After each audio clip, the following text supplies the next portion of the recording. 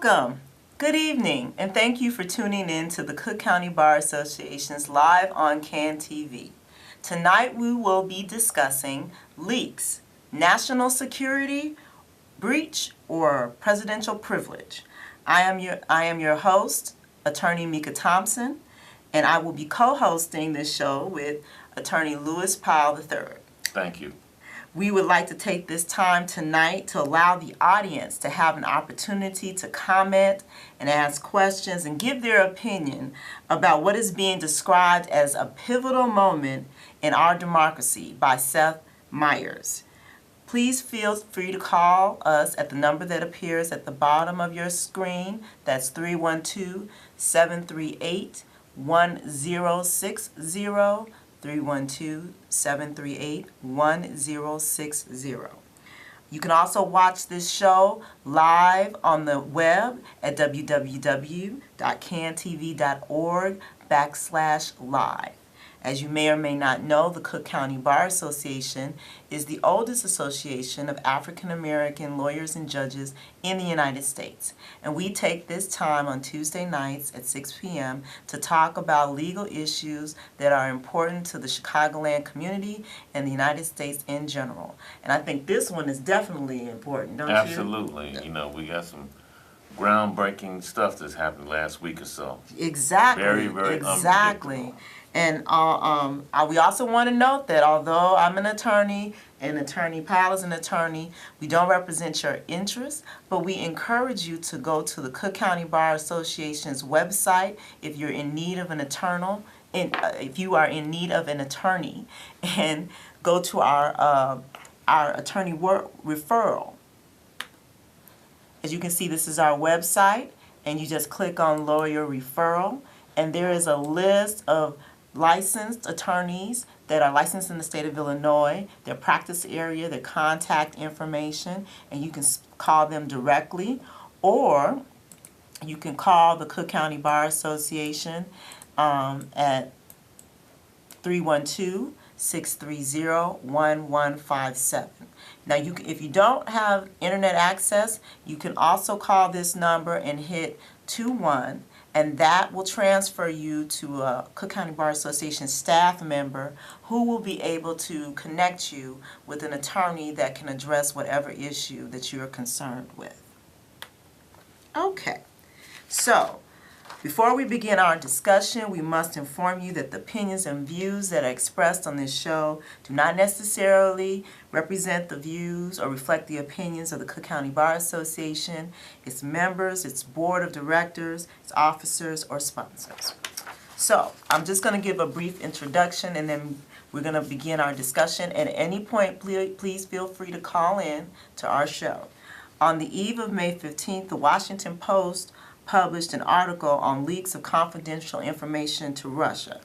This article is groundbreaking because the leaker happened to be the President of the United States.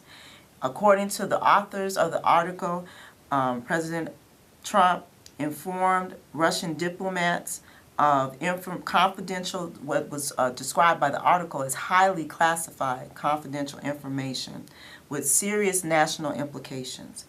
According to the article, Trump disclosed information that was obtained by a U.S. partner, quote unquote, and pursuant to an intelligence sharing arrangement that was considered so sensitive that the details have been withheld from our other allies and certain members of the United States government. The U.S. did not have permission from this U.S. partner to reveal this information to Russia. The article further states that President Trump was boasting about how he has access to great information. The article states, and I quote, Trump went on to discuss aspects of the threat that the United States learned only through espionage capabilities of a key partner. In addition, Trump revealed the city in the Islamic State's territory where the U.S. intelligence partner detected the threat. The article is very clear in its assertion that Trump did not reveal intelligence gathering methods or sources.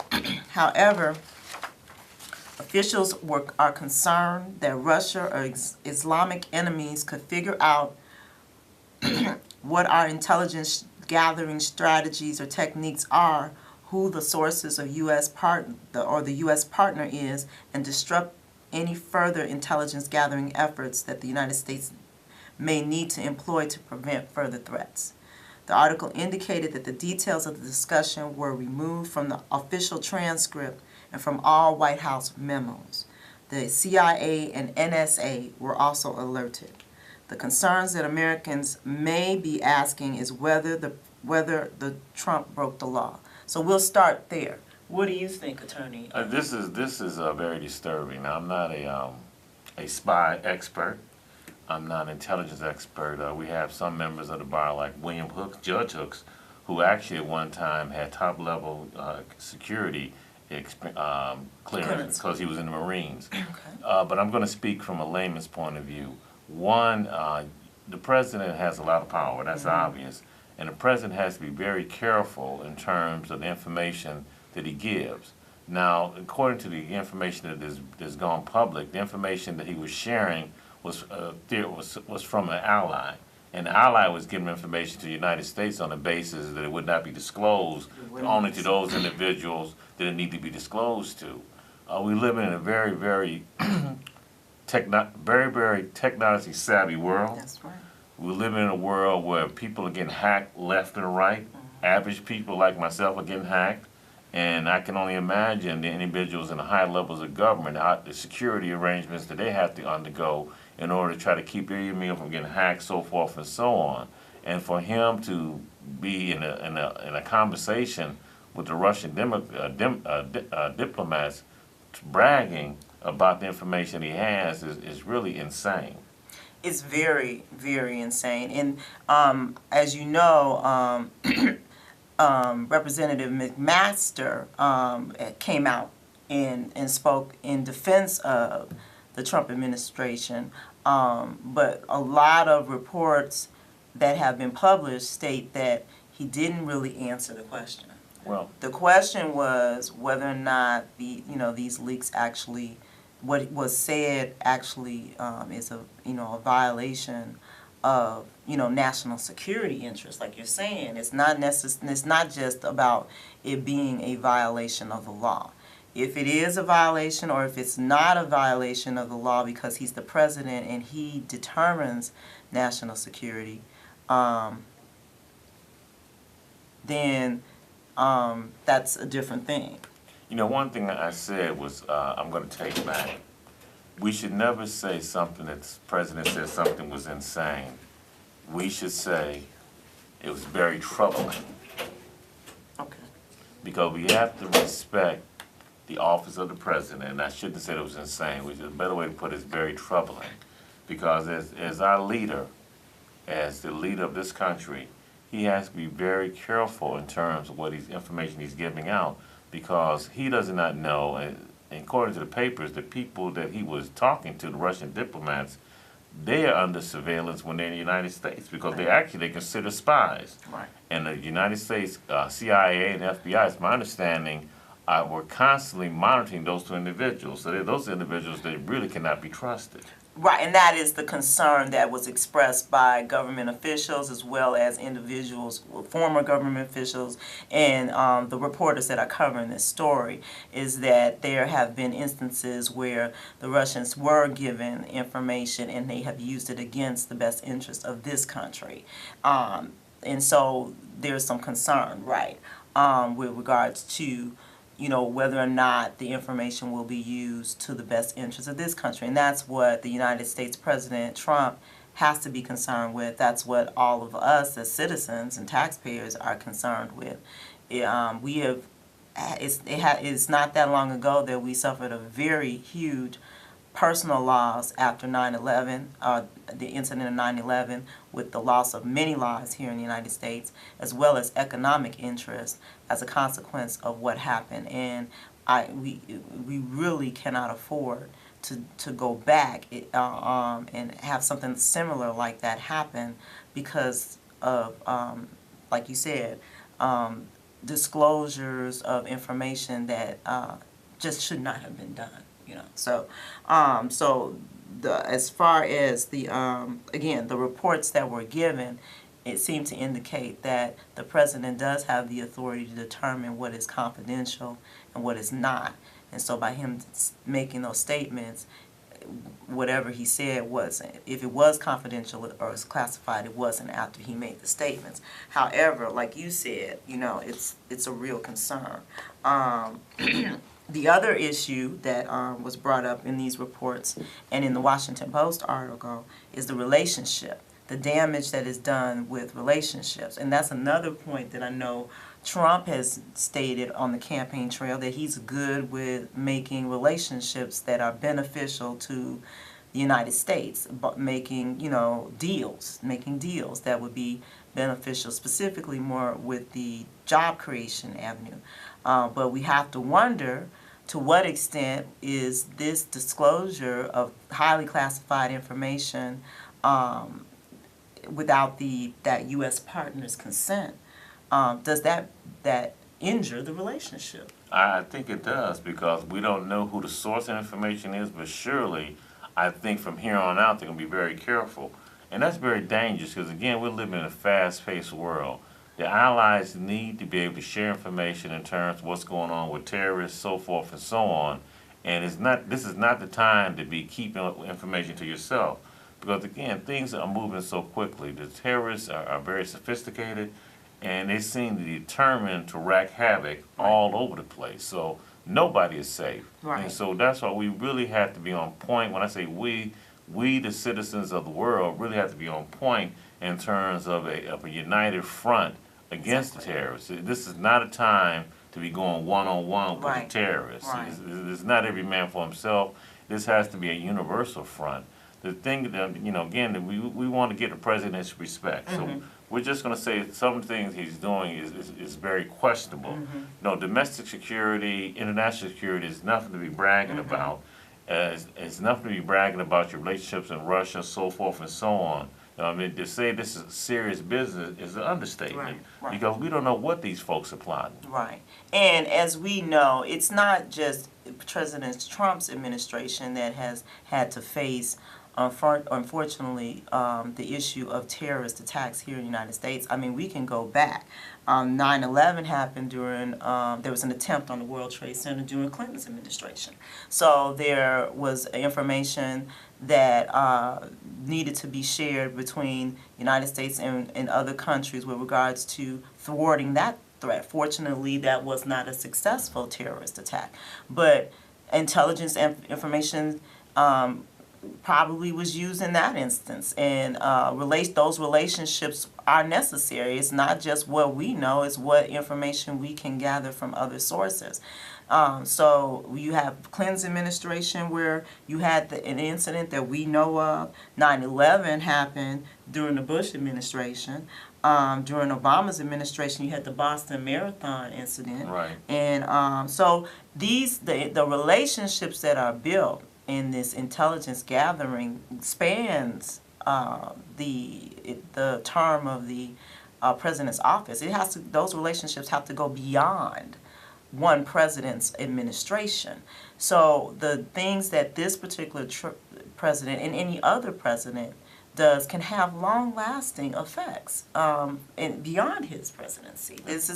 We in this country change our presidents maybe more than other countries do. So these other countries that are sharing this information with us have to rely that whatever president is in that seat is going to take the information that they are given seriously, and that they can rely on their word, right? Absolutely. That they can rely on their word, and there's a concern there. So, well, Mecca, I think this is a time for the legislative branch of the government to really show their authority. That's true. Okay, we have a system of checks and balances. That's true. And the president just cannot do everything. He is our leader, make no mistake. But the Senate and the Senate and the House can't check the president. And we're really looking for people with military background, like Senator McClain. These senators and representatives that have military background, they know what is proper. They know what is protocol in terms of intelligence to a certain extent, because they're military people. And it's up to them to go beyond the party lines and That's speak right. up That's and to check Trump. And well, it's not to check, not to check the president, but to guide the president to use his power more wisely. Well, and also to investigate and find out what really happened and what needs to happen in moving forward. Not only to ensure that this incident is properly remedied and rectified, if that's possible, but also moving forward. What steps needs to be taken, and like you said, go across party lines. This may be a moment where they have to take a serious thought about what needs to happen with regards to President Trump and his future in this office. I mean, the question has to be placed there and actually addressed. There's got to be confidence that we have as citizens, as well as these other countries have, that this type of thing doesn't happen again. Absolutely. Right. So, yeah, and there was some concern in the article that was expressed. Now, this is what we're talking about is not something new. It's in the Washington Post. It's in a number of newspapers and publications around the world. We're all asking the same questions. There was some concern in the Washington Post article expressed about the recklessness that Trump has shown, not just in this instance, but in general. And I quote, "Trump seems to be very reckless and doesn't grasp the gravity of the things he's dealing with, especially when it comes to intelligence and national security." Now, that's a quote directly from the Washington Post. That's not what I'm saying. There, we have to. That needs to be investigated. That needs to really be investigated, like you said, by the Congress. And speaking of investigation, I believe it was last week, the week before last, our senior senator, Richard Durbin, Dick Durbin, really called Trump out and said, yes, did he didn't mince words. He said the president was dangerous. Yes. So these are the things that are being discussed and the concerns that are being raised. And when he used the term dangerous, he used it, I think, in an appropriate manner. He meant it in the context of what he did when he fired the FBI director. That was dangerous. That was dangerous. That was very dangerous and very, very reckless. And Senator Durbin, put it on point in terms of the gentleman, I can't think of his name, that took Comey, okay, not Comey, but the gentleman took his place. Oh, okay. He has a decision to make. Right. Because the reality of it is that investigation is compromised. Yes. And the person that took Comey's place has a decision to make. Just admit that the investigation is compromised and to move on, so forth and so on. Because I think the American people deserve an explanation in terms of the possible Russian influence in terms of the last election. Right. And I'm quite sure, espionage has been going on a long time. Right. And I'm quite sure that we've had instances where foreign governments have tried to maybe influence elections to a certain extent. However, I think what has happened is unprecedented in terms of what it appears that they actually were trying to influence something because they were trying to influence it in favor of one particular candidate. Right. Exactly. Which is absolutely dangerous. And see, and then what you're talking about now also adds the other layer of concerns to this particular instance, where the party, Russia, that did the influencing is the very same party who now is receiving a benefit, this confidential information.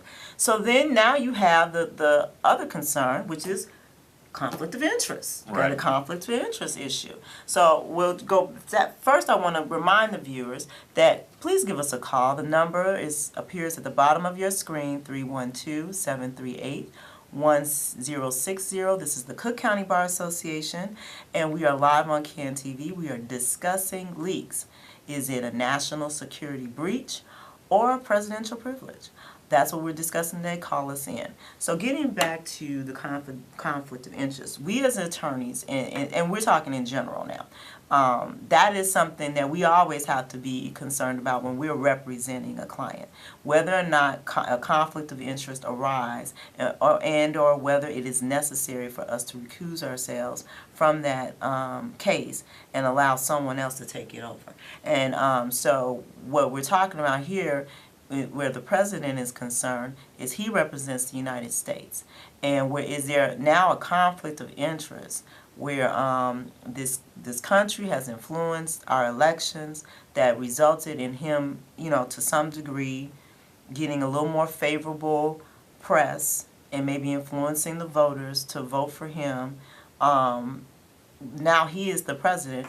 I mean, and now he's sharing information with the very entity who's being accused of participating in the influencing of our elections. I mean, it's pretty much determined that the members of Congress are all convinced that Russia did influence the election. So we, like I said, as attorneys, this is something that the conflict of interest is something that we understand, and we have a duty to recuse ourselves when those conflicts of interest arises. So what do you think, Attorney? I think right now the powers that be are very reckless in terms of basically just let's just say they're not being careful with truth.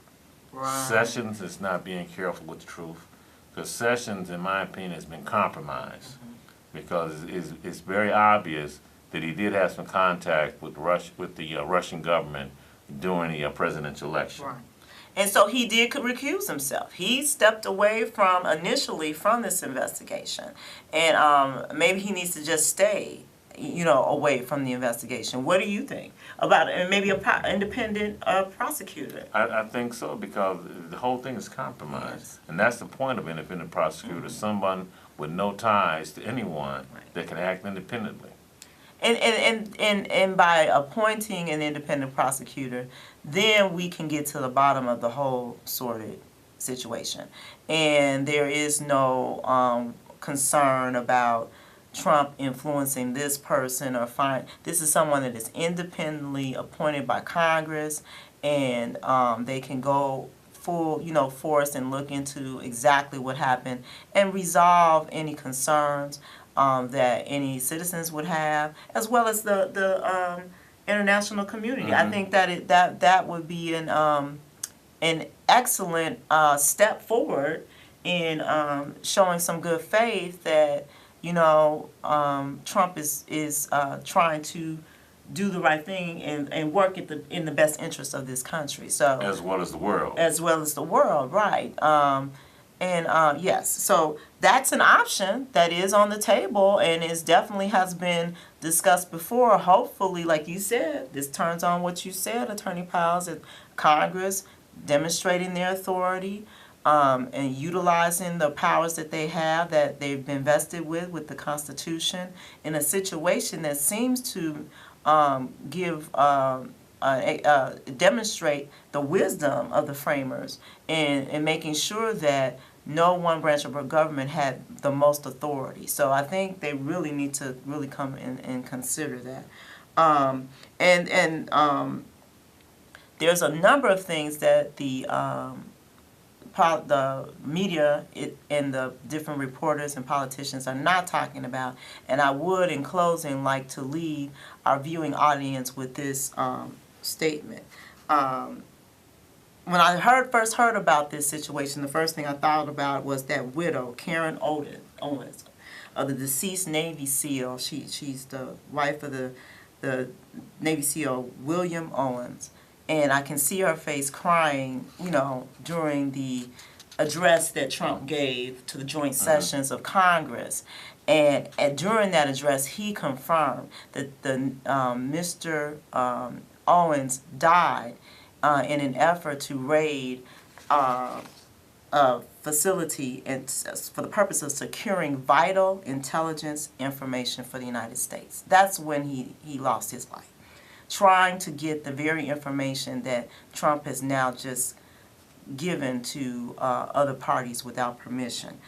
So I want to leave the audience with that thought, and we need to be concerned because there are men and women in our military that are risking their lives for that information, and we definitely need to do all that we can to show them the respect that they deserve and their sacrifice has provided to this country. With that thought, we conclude. Thank you for tuning in, and we look forward to seeing you next week. Good night.